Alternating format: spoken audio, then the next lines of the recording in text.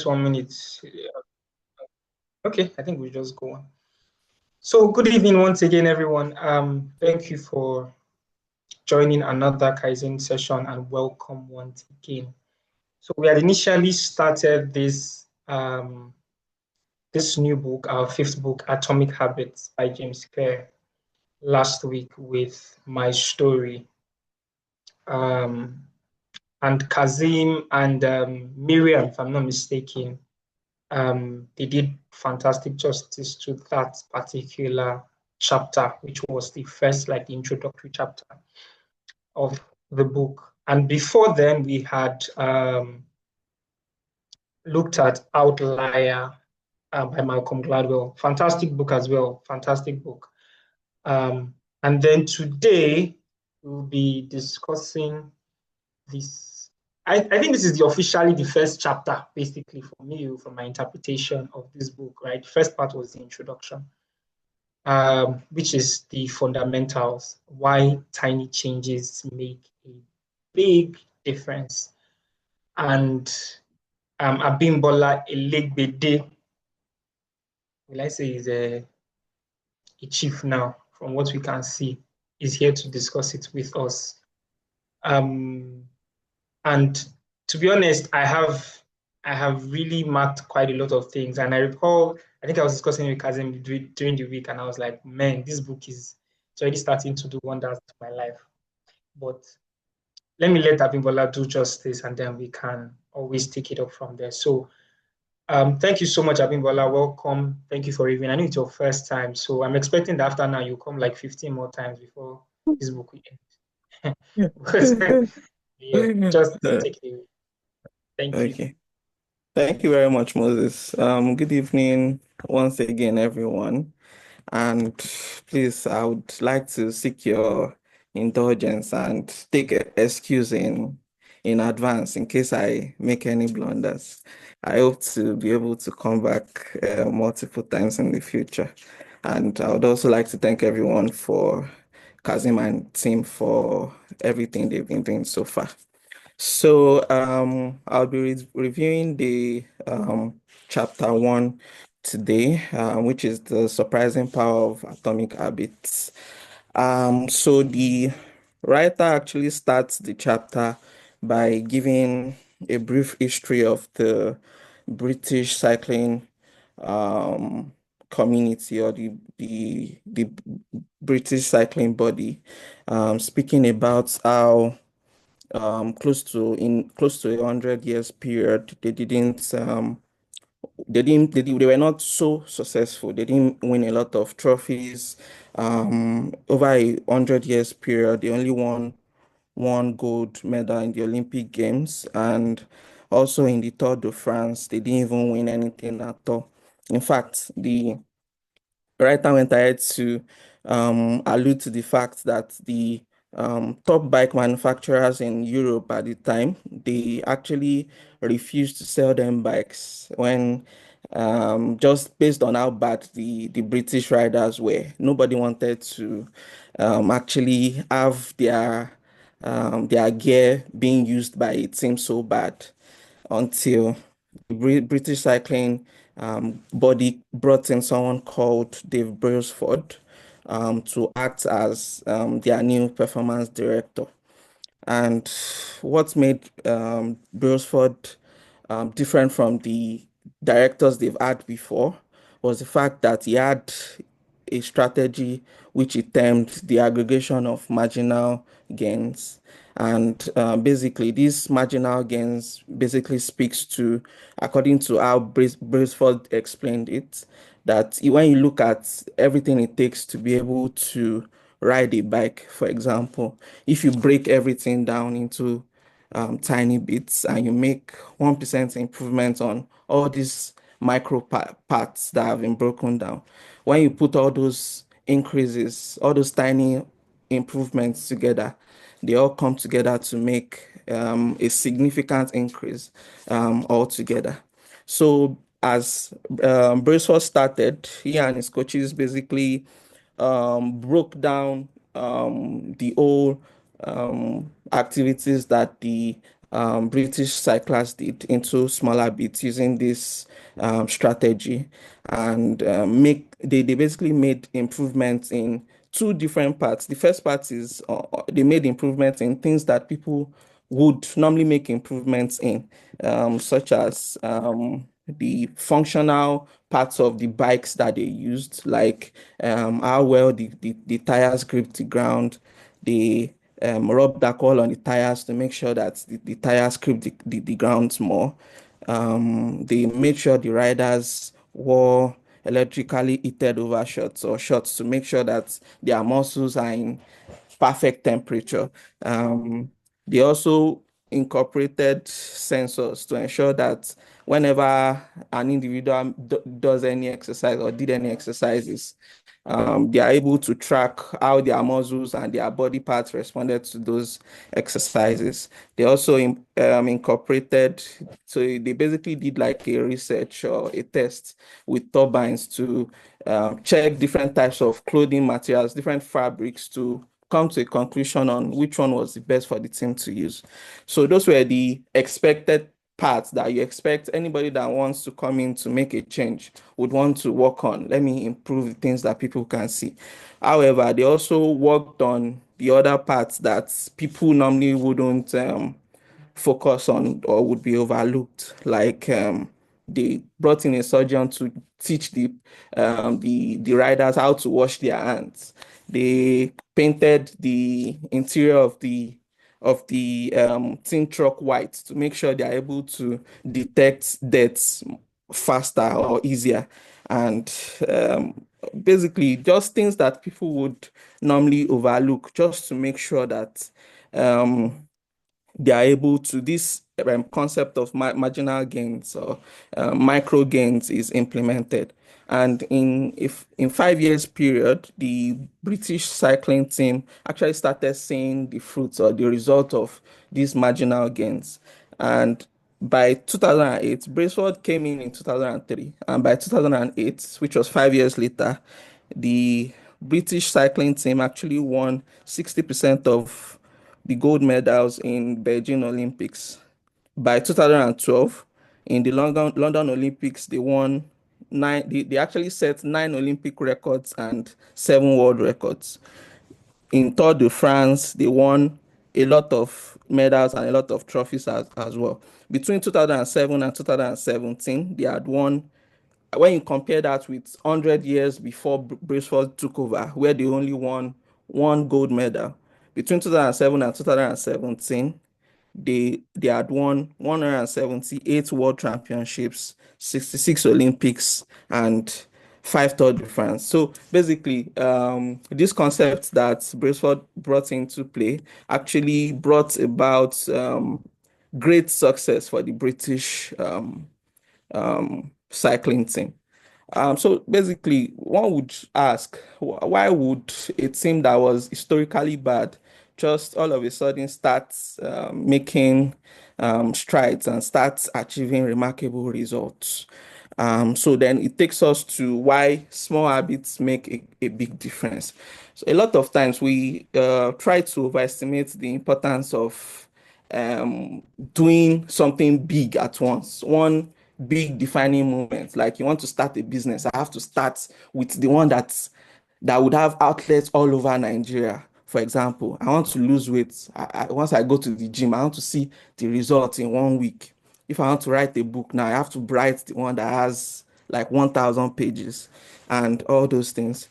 Whereas the strides you make when you do small things like micro things, like maybe writing just 100 words in a day or making sure you go to the gym 3 times in a week. Those things basically are unnoticeable or they are not noticeable. So a lot of times we try to just discount those things and focus on just the big things alone. However, this kind of thinking actually has a negative effect in the sense that when you go to the gym for 1 week and you go to the mirror to see if you started growing your chest or you started growing the packs and you're unable to see any difference, there's a very big chance you just say, I don't want to go again. I don't think I can continue with this. However, if you had focused on just doing everything in bits and breaking the whole thing you want to do into manageable bits and try to make improvements on those sections and all those bits, it would have been easier for you to see difference in a long run. Then the writer goes ahead to talk about why it is important to um, it is better to actually work on being 1% better every day. Then we can see that it talks about if you get better 1% every day over a period of 1 year, you get better 37% more. You are 37% more better than you were when you first started on day one.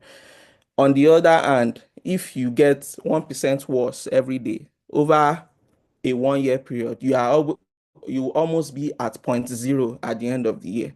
So rather than saying you want to go for the one big defining moment, it's actually better to focus on getting 1% better. If it is 1% better, you can strive to achieve every day. At the end of the year, you'll be 1%, you'll be 37% better than you were when you started. Basically, the writer also proceeds to say that habits are compound interest of self-improvement, just like how you have compound interests when you do investments.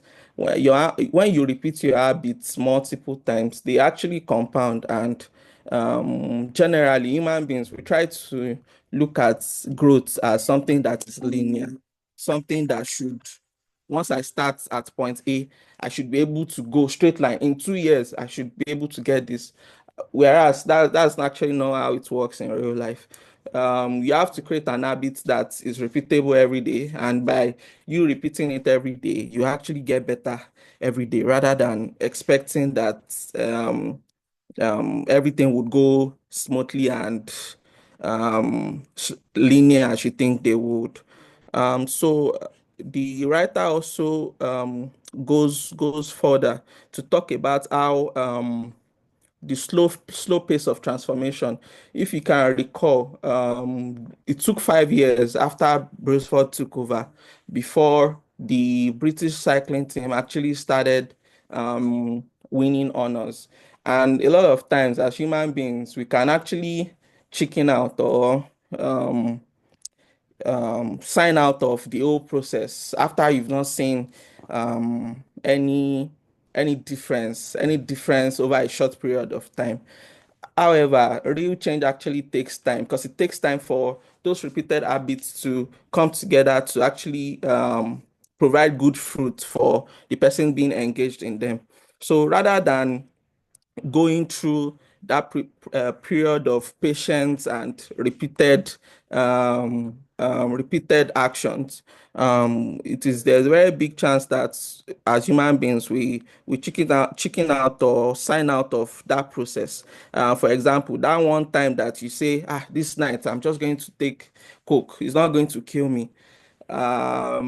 Basically, you are relapsing from following a good process or a good habit, which when you bring together all those relapses, tiny relapses of you making the wrong decisions, like eating an unhealthy meal, ignoring your family, not hanging out with friends, everything actually can come together to actually make sure that you end up in a very bad place. Another analogy that the writer actually used is let's say you are flying from, I can even use the example of that would understand. Let's say you are flying from Ibadan to Abuja, for example, and you make just very slight corrections or very slight adjustment to the path in which you are going to fly from Ibadan to Abuja. While it might seem like there isn't a lot of difference or a lot of changes have been made, you might end up in a state completely different from Abuja just by making a very tiny adjustment to your direction. Same way, just like how habits can Having a good habit can actually land you in a very positive place. Picking up bad habits as well can land you in very negative places too. So it is very important that while we try to make changes to our daily habits to guide our life towards the right direction, we ensure that the habits we pick up are the ones that will lead us towards success, and we stick to those particular habits. Another example is, let's say um you want to save money, for example, and you just decide not to save it because that extra 50,000 I'm going to save this month is not going to make me a millionaire. Next month you are going to make the same excuse, and everything piles up to making sure that at the end of the year you don't have any money with you, you don't have anything saved up. So basically, the outcomes you experience are a measure of the habits you actually take, or the habits you actually um, develop. So then the writer proceeds to also speak about, so this is basically what I've been talking about as well, how your habits can compound for and against you. So your productivity compounds. So every extra task that you achieve, every task in the office, for example, that you do, every goal that you set in a day. I don't want to use the word goal because we're going to talk about that later. Every task you try to achieve, everything comes together to defining the type of career that you are able to have. Every milestone you try to set and you achieve every day, you go to the office, I want to be able to do A, B, C, D. While if you are able to achieve all those things, everything comes together, compounds together, and ensures that ensures the kind of career you are able to have at the end of the day. Another thing that compounds positively for whoever undertakes them is knowledge, is your knowledge. So basically, just like what we are doing here, reading, even if it is one book per day, over a period of 365 days. Sorry, reading, you possibly cannot read one book per day, but let's say you are reading one book every week over a period of 52 weeks or 54 weeks. You are able to read 54 books rather than saying that you would not read anything at all. At the end of the year, the position you would find yourself would be better than where you were knowledge wise when you started. So knowledge compounds, relationships compounds as well. In our day-to-day lives, we meet people every day, new people every day. If we try to have good relationship with people, the different people we meet, it ends up that we're able to build strong connections with different people, which, as we also know, relationships, they are what make this world go round. So you never know where you need Mr. A or Mr. B, or how Mr. A or Mr. B would be able to assist you or need your assistance in the future. So these types of relationships also compound in this way. Then negatively as well, we have things that compound like stress and negative thoughts. So you're in the office, instead of for example, when you're supposed to rest, you don't rest, you rather stay up and play video games throughout the night. When you do, if you do that for a week at a stretch, by the end of the week, you're extremely knackered, and you're unable to function, and which also could lead to serious health issues as well. Then for negative thoughts, when you constantly think about negative things, it's eventually translates to how you see life in itself. So basically, it's also something that compounds. I think the major thing that this particular section that speaks about compounding of habits is trying to say is that whatever it is we do, be it negatively or positively, everything ends up compounding. So basically, as individuals, the other thing we need to think about is if we want to compound negative habits or positive habits. And I think I know what I would like to compound. And so the writer also goes ahead to give an analogy of what progress looks like. So basically, the writer paints a scenario of putting an ice cube on a table at 26 degrees.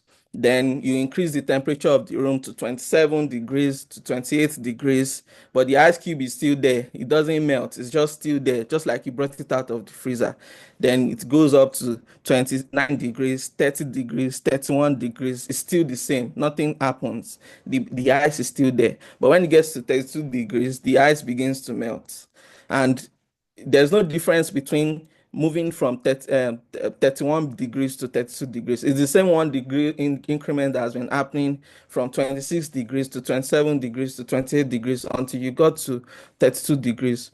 However, there is no way you get to 32 degrees without going through everything that comes in between 26 degrees and 32 degrees. uh Basically, it just speaks about how breakthrough moments are often results of like all the actions, a collection of all the actions you've taken in the past. Just like how we increase the temperature from 26 degrees all through 31 degrees to 32 degrees. All those things actually come together to bring you to that breakthrough moment. And the writer gives a perfect analogy of cancer, something negative. Cancer, how it spends 80% of its life undetectable until just, I don't know if anyone has seen anyone that has had cancer before, had cancer. Like over a very short period, the thing deteriorates, the person's body deteriorates very fast. However, it didn't start when the deterioration happened. It started a very long time before that the person who had the cancer probably didn't even know about. So it might appear that habits that we develop every day, they make no difference. But to be honest, by the time you get to your breakthrough point, it might look like nothing has gone into what brought you to this point. So, for example, in a case of the famous Nigerian athlete, I think her name is Tobi Amusan, when she when she set the world record, everybody was coming out to talk about how it was not possible for her to do what she did and all that. However, she's the only one that knows all the tiny habits that she developed along the line. Maybe she used to run across mountains, wake up very early to run, to practice, tried new gear, tried new shoes, different gear, different coaches, just to get to that point. Before you get to that point, there will be something called valley of disappointment. Those are the times where when you are doing all those habits or partaking in all those habits, and you are not seeing much difference. It's looking like nothing is happening, nothing is changing. However, you just need to to be consistent and continue until you get to your plateau of latent potential. And your plateau of latent potential is basically that at that point where everything breaks out, or you see the result of all the your persistent habits and all the habits you've developed together along the way. So a lot of times when people, but just like in the case of Tobi Amusan that I spoke about, people might even say the person was lucky or it was Yeah. overnight success. However, she's the one that knows what she went through and all the different micro changes and marginal gains she's had to do to get to that point. So basically that's how the plateau of latent potential works. Every habit that we develop, every micro improvements that we make, it might not, just like it is said earlier, that human beings tend to think growth is a linear thing. So Yeah. everything comes together to actually comes together, and you have to just be persistent enough and consistent with what you are doing is the right thing. You are making improvements in micro parts of your life. You just need to be consistent enough and persistent enough to continue with it until you get to that point where everything breaks out. Then people come out and start saying that you were lucky. So um Then the other thing the writer spoke about is how do we determine, and I think it's also a pertinent Terry, question. Vivo, Um, I just have to cut in because we could Sorry, talk about this chapter for hours. it's We're very like 2 minutes to time, and it's don't worry. like we Okay, can't we can keep so, going on and on. I know so others want to talk. many things. Don't I worry. can see Let me Shamsuddin's just hand is conclude. up already. Don't Let's worry. just I'll take just it. sorry. I said, can we take like one or two persons too, so that before time Yeah, goes, yeah, that's fine. That's fine. That's fine. uh, thank you so much. I mean, like I could continue listening to you, but we need to take others. Something, please go ahead. We have like 1 minute plus.